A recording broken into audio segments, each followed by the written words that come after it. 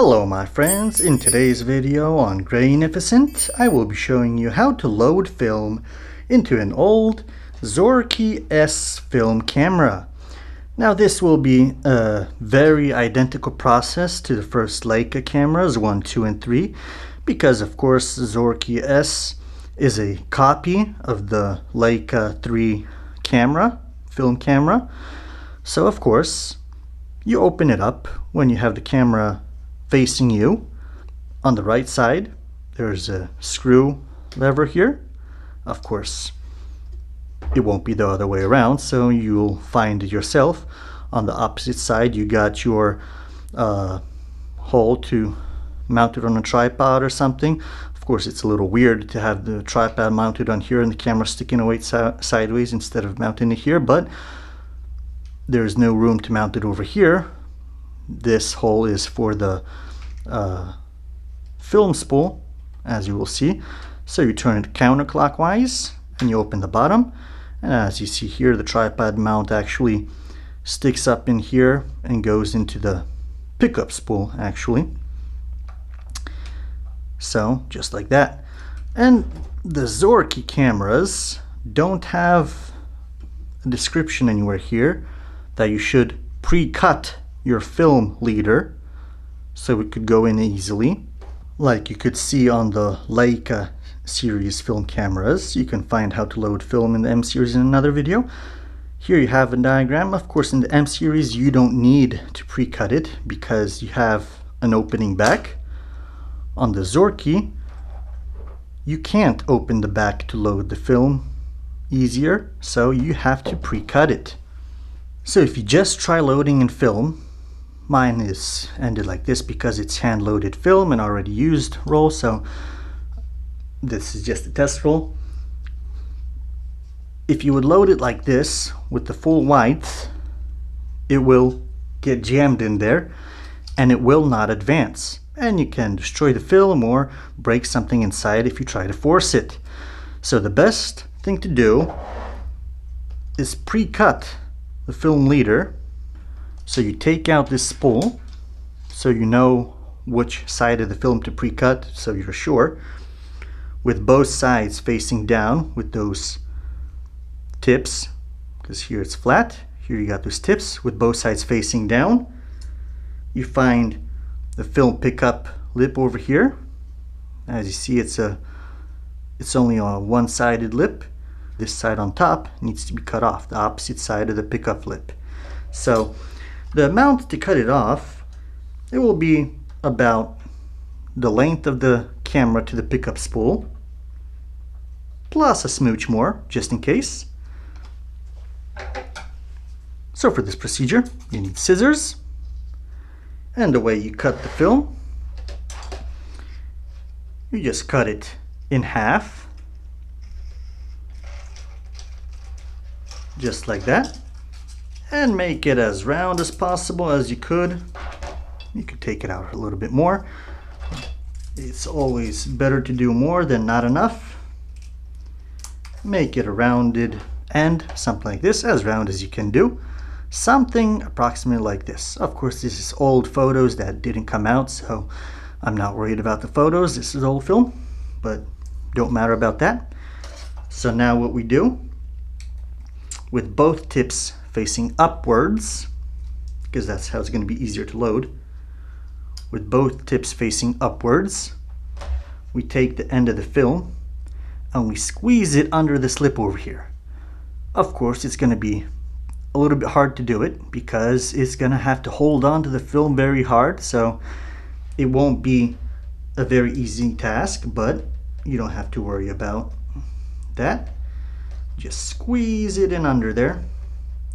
Don't worry about bending the tip of the film here. That's not going to matter much.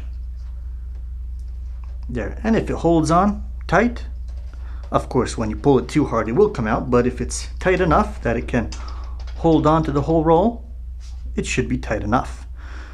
With both tips facing up, we put in the film on this side and the pickup spool on this side.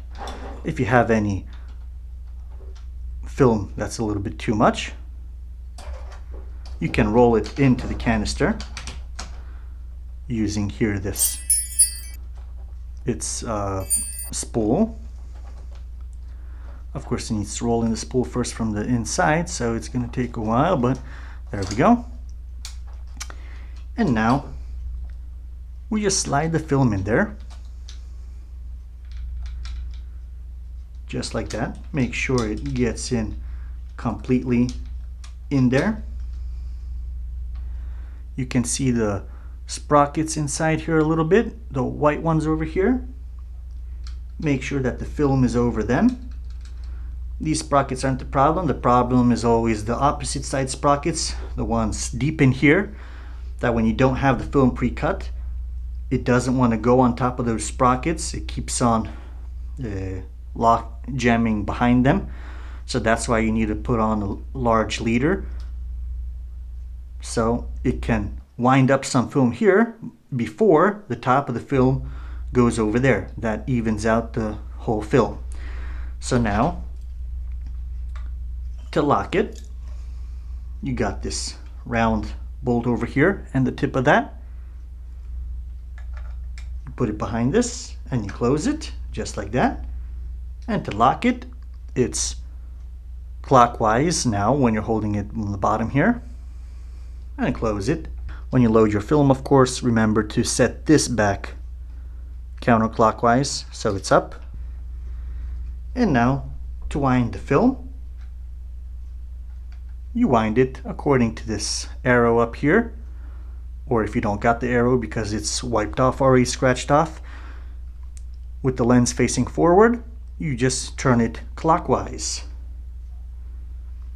And you take some sample photos. Well, not sample photos, but some first photos to make sure all that extra film passed. And after you do like 3 or 4 photos, the film should be passed. Now you set your counter to 0 frames, to this arrow over here. And now you could wind your film, take a photo, wind your film, take a photo, and it will be counting your frames over here.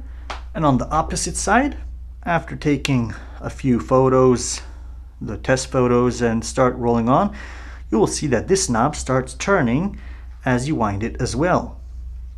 It's a little bit tough to see on the video. See, it turns. So that's telling you that it's taken out film from the canister.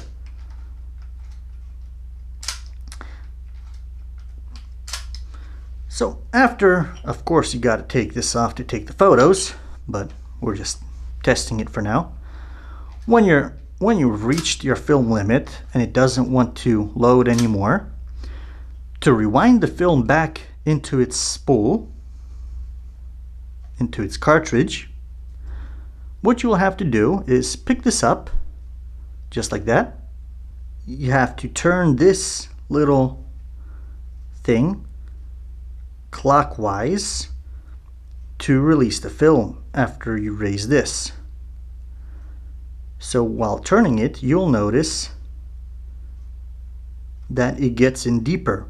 You have a larger button here, and at this time you see you can't press the button.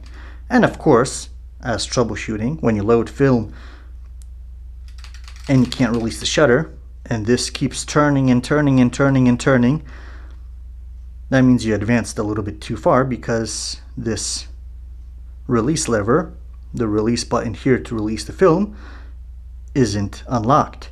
So to take photos, you have to turn it counterclockwise. So you see it's higher up and the button is now available to press. Now it locks so you can't advance, and the shutter releases. To release the film, you turn it clockwise so it gets in deeper. You can't press the shutter at this point. And now with the along with the arrow here, or clockwise if you don't have that arrow, you turn this to roll the film all the way back into the cartridge. And we keep doing this till we have some resistance that we can't turn anymore. That means the film is holding on only to that part where we're squeezed in onto the pickup spool. So we keep, now we had some resistance and it let go of the pickup spool. So after you feel that resistance and it lets go, you can keep rolling to make sure everything goes into the spool, into the cartridge, but I reuse the cartridges. It will be hell to take it back out of the cartridge, if it's even possible for you, if you want to reuse the cartridge. So I never roll it all the way back. As soon as it gets released, I stop picking up the film, rewinding the film further back. So of course, with this on the bottom, counterclockwise, pick it up. Just take out the film straight up. And as you see, we had just a tiny bit left. We are lucky it didn't go in. We rolled in a little bit too far in, but there, that's how much I keep out. I keep the leader out so it's easier for development later on. And then you load your next film in. And to close it, clockwise, press this back in. When you load your film, of course, remember to set this back counterclockwise so it's up. That, my friends, is how you load and unload a Zorki S or the older Leica series cameras with film.